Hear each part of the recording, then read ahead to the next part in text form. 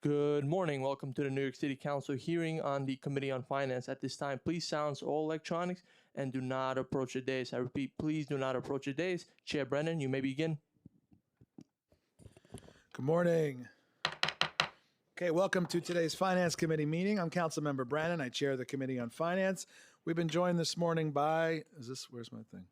Council members on Zoom, Councilmember Sanchez, in person, Farias, Osei, Williams, Carr, and Hudson.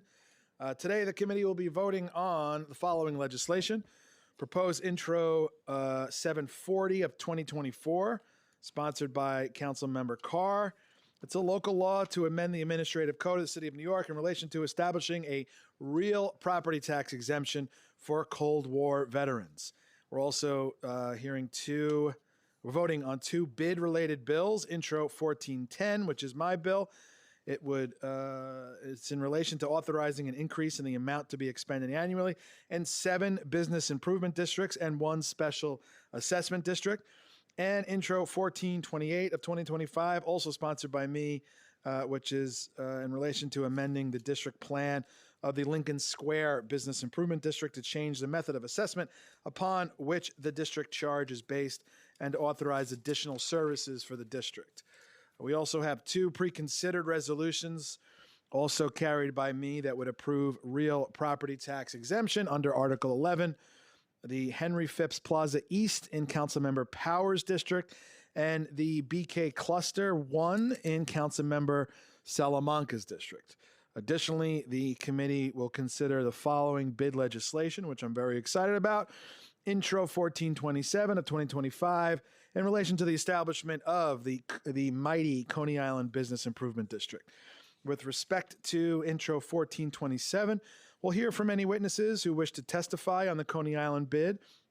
Once we've heard testimony, we'll then adjourn the hearing for at least 30 days to allow any property owner within the proposed area of the bid to file an objection to the bid's establishment with the city clerk.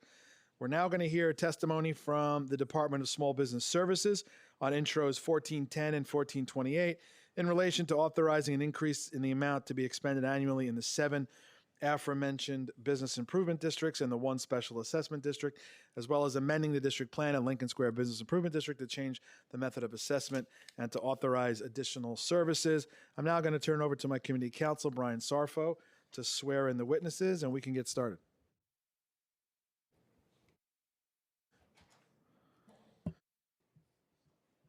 Good morning, Commissioner.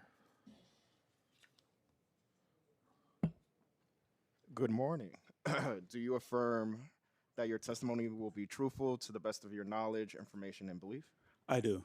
You may begin. Good morning, Chair Brennan and members of the Finance Committee. I'm testifying in support of the law providing an increase in the amount to be expended in 7 business improvement districts and 1 special assessment district, and an amendment to the Lincoln Square District Plan. As part of our role of overseeing and supporting the city's existing networks of 77 bids, includes guiding them through the legislative process, including increases to their assessment caps and changes to their district plans.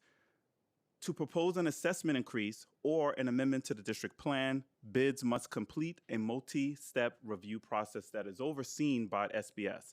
The bid board of directors, which include local property owners, merchants, residents, as well as representatives from the city controller's office, the borough president, city council, and SBS, must review and approve the proposed change. For assessment increases, SBS requires all bids to review and approve the proposed change and submit in-depth written proof that the board approved, and in most cases, a letter of support from all the city council members that represent the bid's boundaries. SBS then reviews these justifications and determine whether they are sufficient to bring to city council. The district plan amendment goes through a similar process to the assessment increase, but requires a public meeting to present the plan and to the following stakeholders for comments. As required by law, each bid and SAD publish a notice today of today's public hearing at least once in a local newspaper having given circulation in the district specifying the time and place of today's hearing and stating the change to their assessment amount. SBS collected record of these notices and confirmed that they were complete on time at least 10 days before the hearing. It is SBS priority that assessment increase proposals focus on enhancing programs and services provided to the district. Each bid and SAD proposing an assessment increase today is doing so to address vital needs and changing conditions on the ground. The increases will further expand, reinforce, and strengthen the core services currently provided in the business district.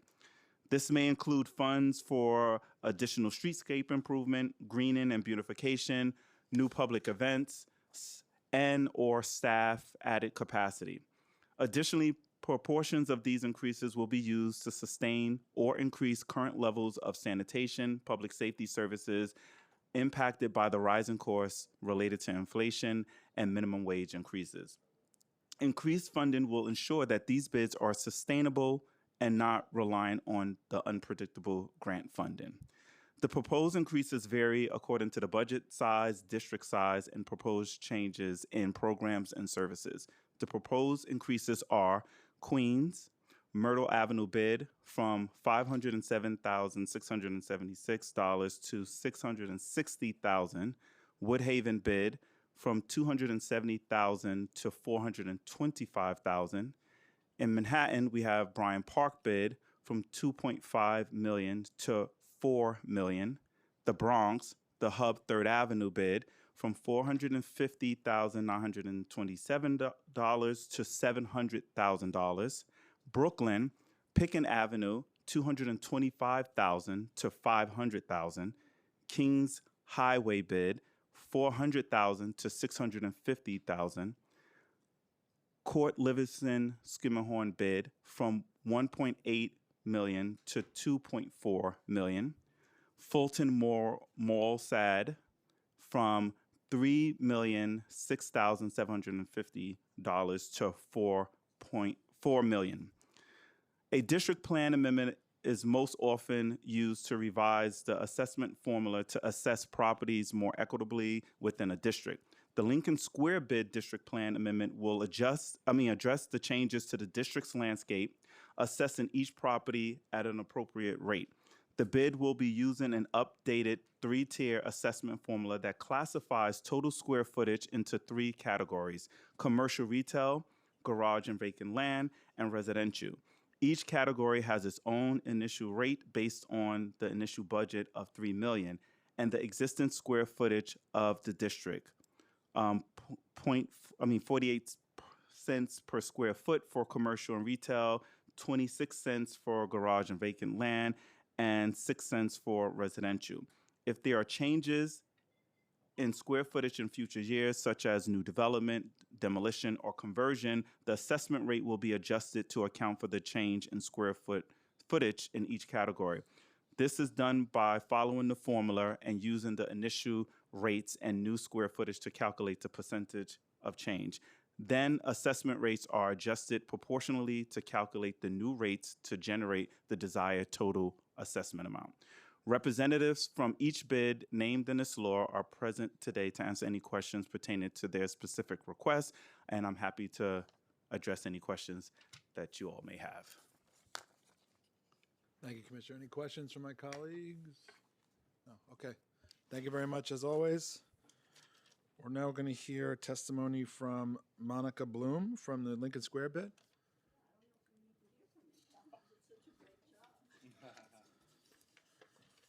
Don't let it gets to his head, though. Don't. It gets to his head when you say he did a good job.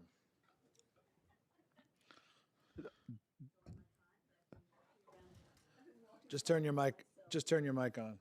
And we'll swear you in quickly. We gotta make go. Good morning. Hang on, Monica. We gotta swear you in. Oh, yes, right. Do you I used to affirm raise that my- your testimony will be truthful to the best of your knowledge, information, and belief? Yes, You may begin. thank you. Good morning, Chair Brannon, my own council member Gail Brewer, and other members of the Finance Committee. My name is Monica Blum, and I'm the founding president of the Lincoln Square bid. It was founded more than 30 years ago. I respectfully request that you approve this intro, which will amend the district plan of the Lincoln Square bid to change its method of assessment and authorize additional services. Our district, which includes Lincoln Center and many others, has changed since its formation in 1996.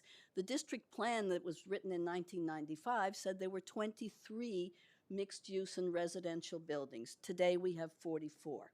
We have 18 million square feet of real property, but only a little over 5 million is assessed. 71% of the property in the district is not assessed.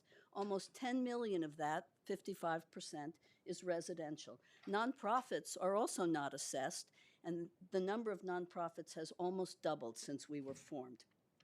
New nonprofits are moving into vacant retail space.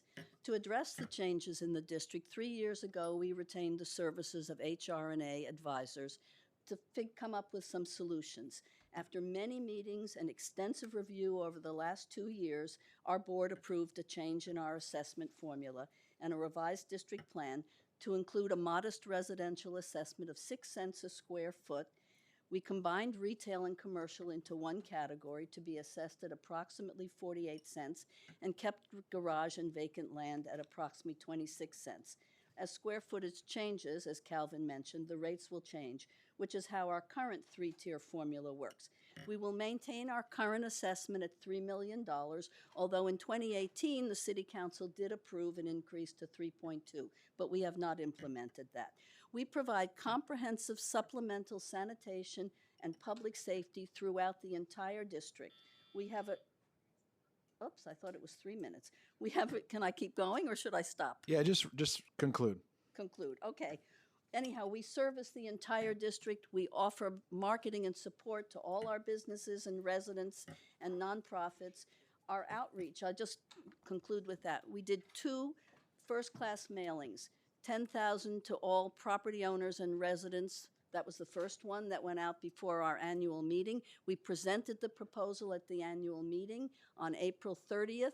The board again voted on June 25th to support this plan, and then we sent out another first-class mailing on October 30th to 10,000 residents and property owners, and we posted something in the, an announcement in the Daily News on October 31st. So I think we've done extensive outreach. I just want to thank Councilmember Brewer, who's been unbelievably supportive over all these years, and of course SBS, Dinashal Gross, Calvin, Emily, and the rest of the team. Thank you very much. Thank you, Monica. Thank you. Okay, we've also been joined by council members Lewis, Powers, Juan, Salamanca, and Moya on Zoom. We're now going to hear a testimony from SBS on Intro 1427 for the Coney Island bid.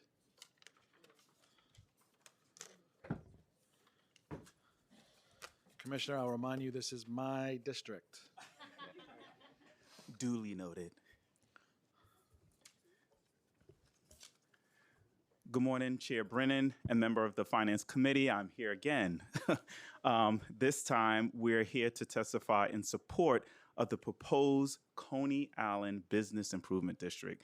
At SBS, we are committed to unlocking the economic potential and creating economic security for New Yorkers through business services, workforce opportunities, and neighborhood development. We partner with community-based organizations such as business improvement districts to build thriving neighborhoods across the 5 boroughs. During the current administration, we have awarded over $1.8 million in grant funding to incentivize the creation of new bids and nearly $11 million to support small bids. For more than 40 years, bids have been valuable, proven partners in commercial revitalization and economic development across the city. SBS supervises all active bid formation and expansion efforts, serving as an advisor and resource for communities interested in developing or expanding bids. We are careful to ensure that each steering committee we work with adheres to our planning process and policy, solicit robust community input, and perform extensive outreach to collect and demonstrate broad-based support across all stakeholders. Moreover, we are cognizant of the unique nature of each community we assist and aim to empower local stakeholders in their determination of proposed services, boundaries, and budget size that best fit and suit the needs and the community's appetite to pay the assessments. While we always impart strong planning principles and share data and best practices when working with any bid formation effort, we recognize that the power and the effectiveness of bids rests in their unmatched understanding of the local needs and issues. SBS has invested in the Coney Island neighborhood since 2017 when the Commercial District Needs Assessment was done, which is a CDNA, and it was conducted in this area. For nearly a decade now, we have funded the Coney Island Alliance to undertake commercial revitalization and bid development work to address the unique challenges of the neighborhood's two distinct commercial corridors, the Amusement District and Mermaid Avenue. We're cognizant of the changes and the challenges in this neighborhood, which is why we are especially excited for this work to come to fruition, a new bid, the 78th bid in New York City. Like other recent formations that SBS overseen, the Coney Island formation effort involved numerous meetings, consultations with local stakeholders throughout the planning and outreach phase. After an extensive outreach effort and close coordination with all key parties, the effort was able to garner support from 64% of the area's commercial assessed value, exceeding the 51% threshold required by the bid legislation to establish a business improvement district. The levels of outreach achieved by the Coney Island bid effort meets the broad-based support that SBS requires before any effort goes into the legislative phase. As required by the law, Coney Island Steering Committee mailed the summary of the City Council resolution no less than 10 days and no more than 30 days before today's hearing to the following parties: each owner of real property within the proposed district at the address shown at the latest city assessment roll, such other persons as are registered with the city to receive tax bills concerning real property within a district, and tenants of each building within the proposed district. The steering committee also published notice of this hearing in newspapers in general circulation in the city per the legal requirement. I would like to acknowledge the council member for your ongoing support. For the Coney Island bid formation effort. SBS believes this bid will provide the much needed services and support to the businesses within the proposed district. Lastly, I would like to acknowledge the representatives of the bid formation effort, which are present here today to testify and to address any questions that you all may have. Thank you, Commissioner. Appreciate your partnership on this one. It's important to me. Thank you. Okay, we are going to turn it over now to, you have to swear everybody in, right? Let me call everybody up now, members of the public who want to testify, starting with Daniel Murphy, Alan Newman, Dennis Vidaris.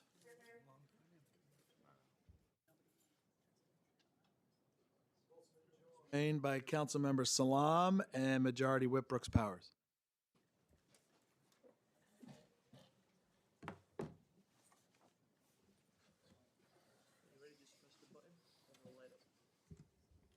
You go first. Okay. We just got to swear you guys in. Good morning. Do you affirm that your testimony will be truthful to the best of your knowledge, information, and belief? I do. I do. You may begin. You Okay. can start. Dennis, you want to start? Yes, I'll start. Thank you. Good morning, Chairperson Brennan and members of the Finance Committee. My name is Dennis Vordaris, and I am the co-owner of Dino's Wonder Wheel Amusement Park in Coney Island. I am a founding member of the Board of Directors at the Alliance for Coney Island and currently serve on the steering committee for the Coney Island bid. My family has been part of the Coney Island Boardwalk community since 1970. As a board member of the Alliance for 12 years, I've seen how valuable the activities of the organization have been for the neighborhood. I also understand how easily it could all go away. Without sustainable funding for supplemental services and events like Flicks on the Beach and my favorite, the Friday night fireworks, these are things that are essential to the fabric of the neighborhood. And a bid would provide sustainable funding for these programs to continue and grow. The Coney Island bid formation is an effort driven by a steering committee of longtime local property owners, business owners, residents, and community members. Many of them are also active participants, like myself, in the Alliance for Coney Island. The people who created this proposal are people who care about the neighborhood and have been working to make Coney Island a better place for decades. This bid proposal is the result of years of community surveying, thoughtful deliberation, and was created with equity as a top priority, ensuring that everyone pays their fair share without overly taxing our local small businesses, such as those on Mermaid Avenue. Coney Island is ripe for revitalization, and with all the new investment in housing in the neighborhood, there needs to be comparable investment in our small businesses and shared public space. Otherwise, we will continue to see the residents leave the neighborhood to go shopping and eating. We see a bright future ahead for Coney Island, and a Coney Island bid is essential to achieving that future. Thank you. Thanks, Dennis. And thank you, Councilman Brennan, for your support as well. I know it's your district. We love you. We hope you could stay another 2 years, but yeah. Good morning, everyone. My name is Alan Newman. Chair, good morning. I am Vice Chair of the Alliance for Coney Island. I am co-chair of the Bid Steering Committee. I'm a member of Community Board 13. I was on the design and development and management for the Coney Island Amphitheater, Seaside Park Community Arts Center, and the Child's Buildings renovation. And I'm here today just to add a couple of things to what my colleague and friend Dennis has said. Coney Island right now is building strong. Just within the last 18 months and within the next 6 months to a year, we will have 3,400 new apartments in Coney Island. There's more development that's going out in RFPs. There'll be more buildings beyond that 3,400.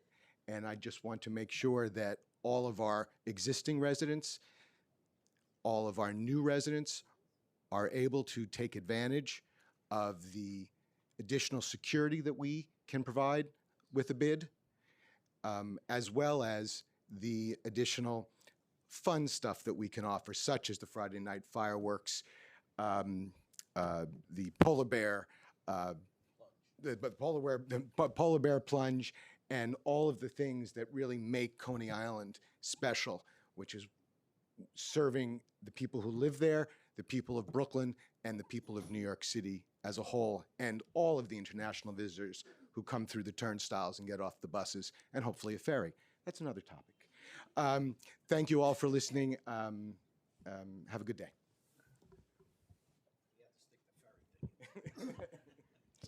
It's important.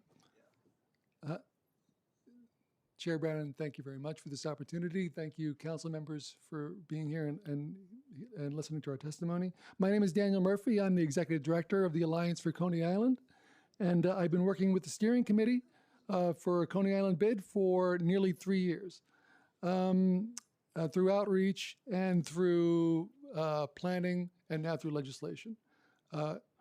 We can see the benefits of a bid in the consistency of services, sanitation, consistent sanitation throughout the year, which we have not had for our existence, security lighting, which we've put up on Mermaid and Surf Avenues, which we can do more with a bid, holiday lights, which would be consistent instead of looking for the funding to do it every year, placemaking events on Mermaid and Surf Avenues, the retail attraction efforts that we've been carrying out, which we'll carry out with more consistency through Brokers Breakfast and bringing in the retail that the neighborhood desires and needs, and advocacy and technical assistance for our small businesses. But perhaps the greatest gift we can give our small businesses with a bid, which are the ground level life keepers of any central business district or downtown, is through a bid, a true sense of agency and autonomy in deciding what happens to their neighborhood. Members of the Coney Island bid, oh my God, I just lost my space. Oh wait, I'll just wing it from here. Members of the Coney Island bid will have something that they haven't had before. They will know where their that special assessment goes to. They'll know what it's going for. When they see the lights, when they see the sanitation, they'll be able to say, that's me. I've done that. Mermaid Avenue businesses can't do that right now. They will, and they've willingly signed up to do this. And what's more, when they see what's happening with their money, they'll know what it's going for. And if they have any ideas about what should else it be going for, they'll know who to call.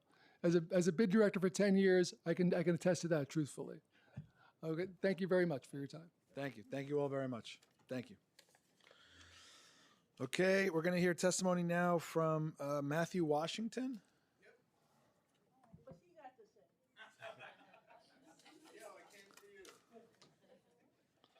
If it's about Gail, we'll give you 20 minutes. We gotta make you street legal first, right? Where am I?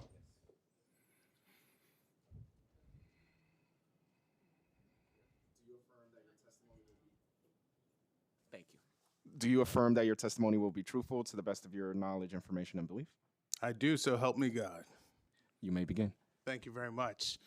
Chair Brannon, Councilmember Powers is not here, and members of the Finance Committee, thank you for the opportunity to speak today. My name is Matthew Washington. I'm also joined by my colleague, Isaac Gutman. We're with Phipps Houses, and we just came because we wanted to thank you for your pre-consideration of the Article 11 for Phipps Plaza East. We're excited for the opportunity to continue affordable housing through this opportunity to preserve this building and make sure that it's financially stable for the future and for the families that live here. So I just wanted to come in person to say thank you. Wow, we're shocked. This never happens. Thank you. Gail, you got anything? Matthew's okay. Oh, man. What else could I ask for? We appreciate your partnership. We can't do this without you guys, so thank you. Thank you so much. Okay, there's no additional registered witnesses to testify, so this concludes the public testimony portion of the hearing.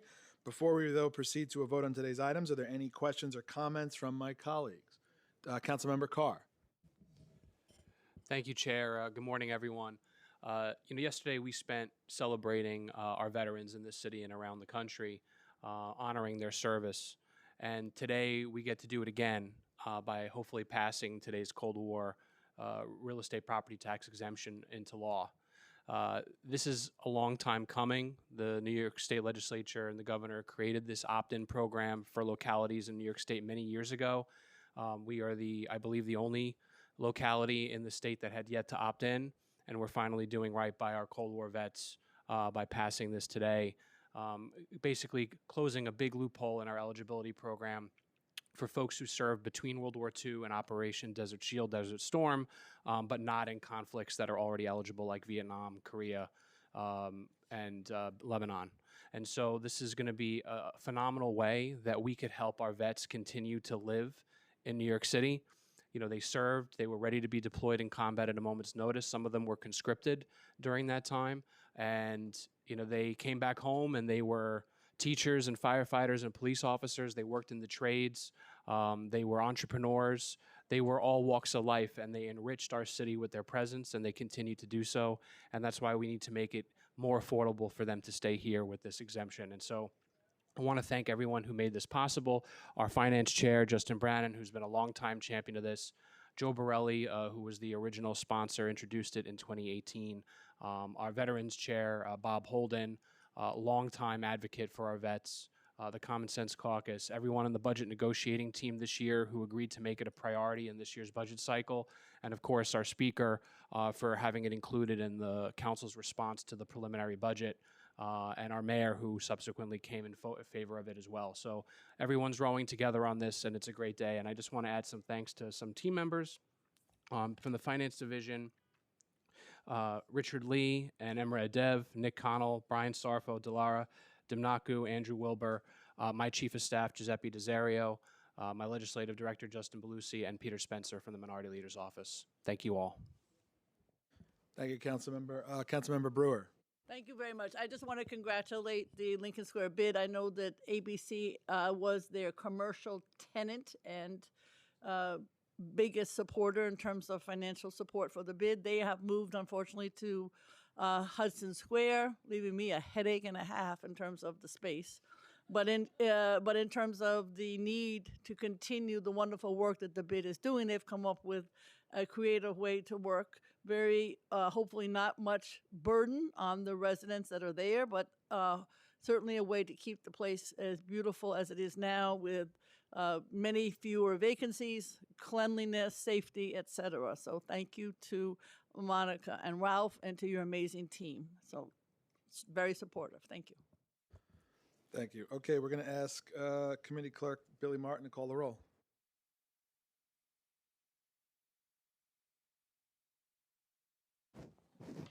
Good morning.